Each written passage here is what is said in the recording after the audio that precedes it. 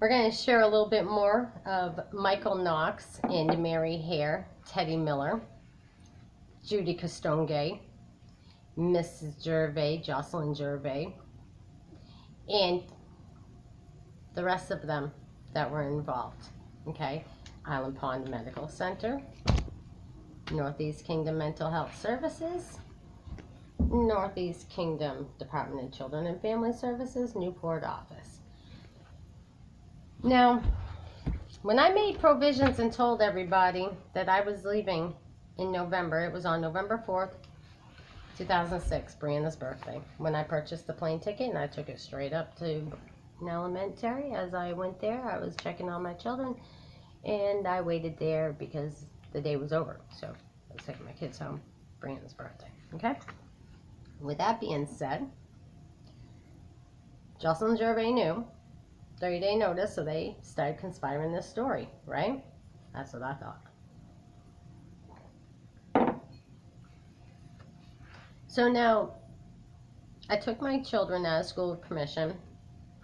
Kenneth Johnson from the school board advisory or whatever it was, I don't remember really, but also Sharon Hanault of Family Federations and another lady named Kathy, okay? So, knowing that all these people were involved in NECA, daycare, pre-K, they got involved with writing false reports, saying that they hadn't seen me in a long time. Well, that's false too, because I already said, contact the people of Island Pond. The Bones, the Sandvilles, they all know, and they knew then, they know now. The Slanduses as well, okay? Now, they don't know the whole story other than Billy and, Kelly and them. Jeremiah knows some of it. But Jeremiah was also harassed and abused by Michael Knox during this school year. So, we're going to go through January is when I took my children out of school.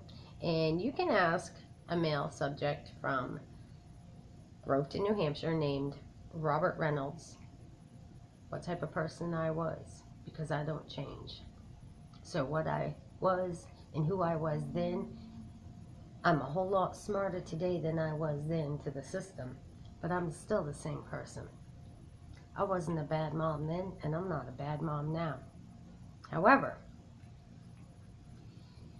February, March, after receiving tickets, and I had to go to this program to get my license back, ordered by the state because of Teddy and his frivolous bullshit.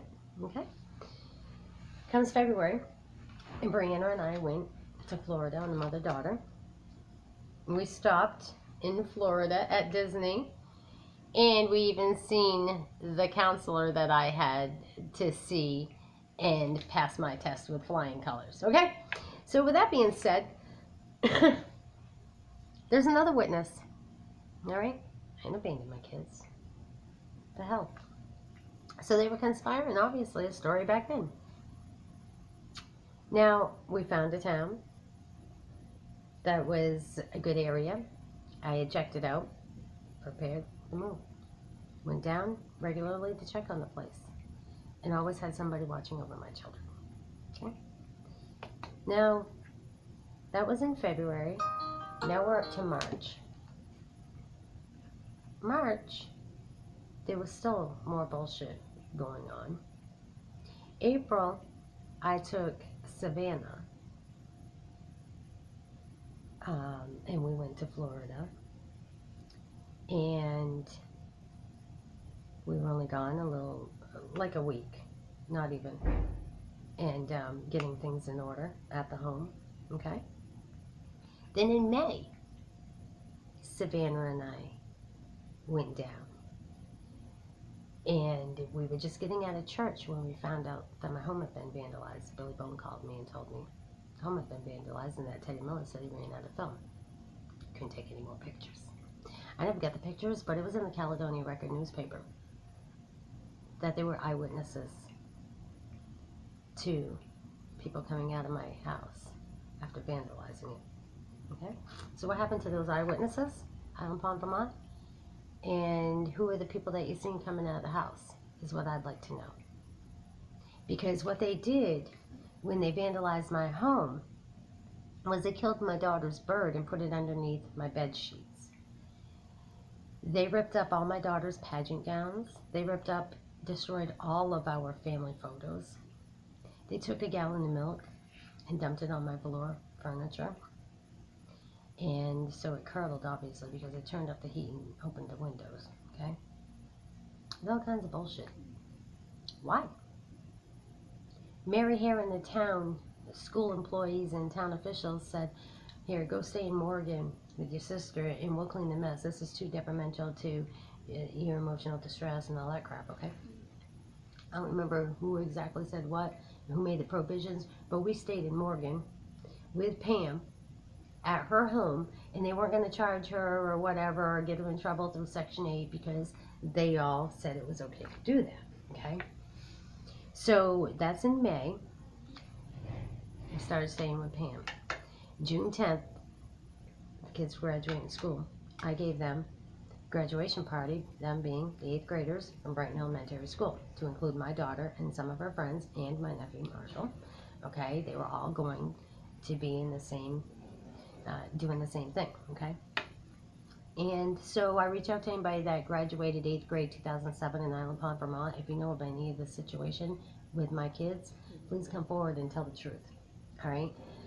Now, before that, Michael Knox, throughout the winter months, had come to my home to make a peace treaty because I witnessed him assault Jeremiah Deslandis. He punched the kid in the face.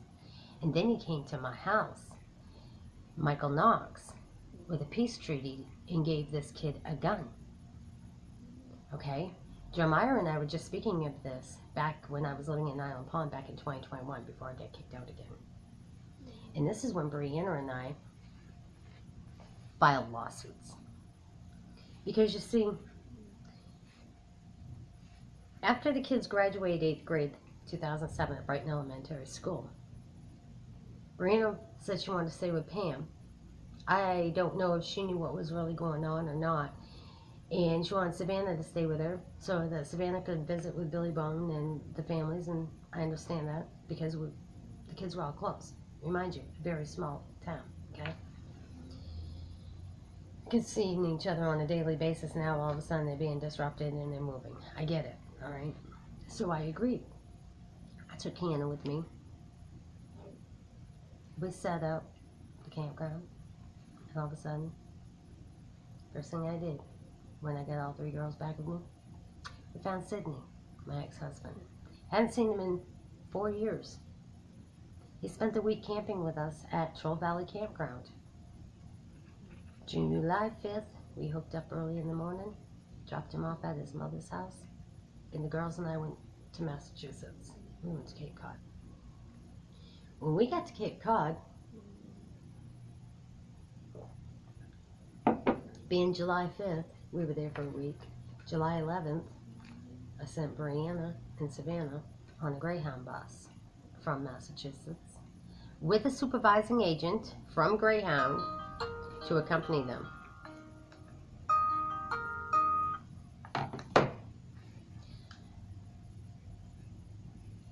On the trip to Littleton, New Hampshire, where Pamela Taylor was to pick up Brianna and Savannah. Why didn't they get picked up?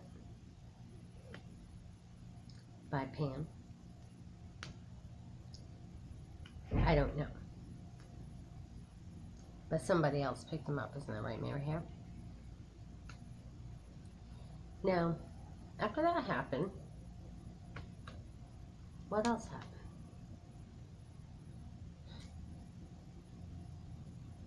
Kiana and I went to Florida so that she could enroll in school.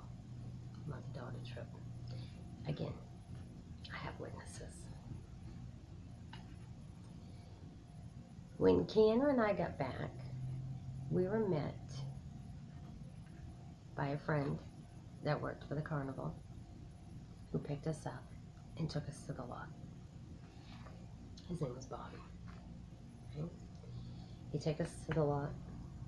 The following morning, I went to the funeral for a wheelman, the man that pulled the wheel, the Ferris wheel. He got killed by a drunk driver on Cape Cod. Yep, Cape Cod, Barnstable County. Okay? My grandfather is the founder of Barnstable County. That's the fact we were there. Okay? July 19th, 2007. The police of Falmouth, Barnstable County, Massachusetts came to me and told me that they had a fictitious, no, they didn't say fictitious, they said they had a fax warrant of abandonment. What they did when I say come to me was, I got a phone call on my trip back, and I remember telling Falmouth police officer that I was 16 miles away and I would be there and don't leave with my daughter. They told me they would wait. Then they were gone when I got there. I have a witness that is still alive, but I also have a witness that, God rest his soul, is dead. 2 people with me went down there with me. I was so hysterical I couldn't drive. So I had one driving and the other one sitting in the back seat with me. She's alive to tell about it. We went down there. They said that in their report that I had been drinking alcohol and that they had to leave because they had another call. And that they had stopped at Burger King because she was starving and there was no food. Well, I've recently called Falmouth Police Department and Barnstable County out on all of this, and still yet to find out anything about it. They refuse to talk to me. But I've been asking for a long time, and the same chief of police today is the same chief of police that was there back in 2007. So I've asked Internal Affairs to check into it. One of the officers that was involved has already been released of duty, fired, because he stole from the police department. Now the story gets better, okay? So here we are at the Barnstable County Fairgrounds, okay? A little bit, I get shaken up every time I have to talk about this, and believe me when I tell you, I really do, because it heightens my anxiety and my pacemaker. Now, during this weekend, I got bit by a tick, I had a bullseye's rash, ended up getting sick, kids are gone, taken into custody, and I got to drive all the way out to Vermont and be there the next morning for a court hearing, saying that I had abandoned my kids in the state of Vermont, supposedly faxed a warrant to Falmouth Police Department to take my daughter into custody. Now, if I had abandoned my kids and nobody had seen or heard from me, didn't know where I was, why did they find me at the Barnstable County Fairgrounds? Why is it that I had pictures to prove that Mary Hare and witnesses still this day, now that the kids are not any longer underage, they remember till this day being there when Mary Hare was there and then she left. Okay? So Michael Knox, Scary Mary, and Harry Jeffrey, as well as Brighton Elementary, other school employees, Jody Messina's family, and more involved in destroying my family. I call it legally kidnapping my children. DCF, Attorney General, Governor, Senate, judges, attorneys, mental health services, all you with general assistance programs for pre-K, all of you. I have all that proof that every single one of you know that I did not abandon my children, that it was all set up, that we were moving. And there's a copy of the lease in my case file that my attorney gave to me. Another attorney, Elizabeth Norsworthy, she's been recently sanctioned from practicing law. I fired her. When I request for her removal through the judge, She turned around and said that I had threatened her and her family. No, I did not. I had called her at 4:30 in the morning because I'm up at that time and I was getting ready to board a plane to go back to Florida, and I didn't want to miss a phone conversation. I had important information to share with her. But out of retaliation, the bitch lied. Then they gave me Sten Liam. He's another story. He had been a children's prosecutor, a juvenile prosecutor, and he was a drunk, and he was always drunk when I had to meet with him. Another one fired. Okay? And then we had James Jamali. He gave me my case, and he told me when he gave it to me, December 17th of 2020, I should have never lost my children. That's what he told me. So with that being said, I'm going to end this, and I'm going to let you know more information in part 3.